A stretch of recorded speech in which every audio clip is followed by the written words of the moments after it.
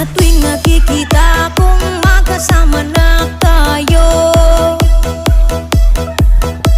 naiinis ako't nasisira ang araw ko. At di ko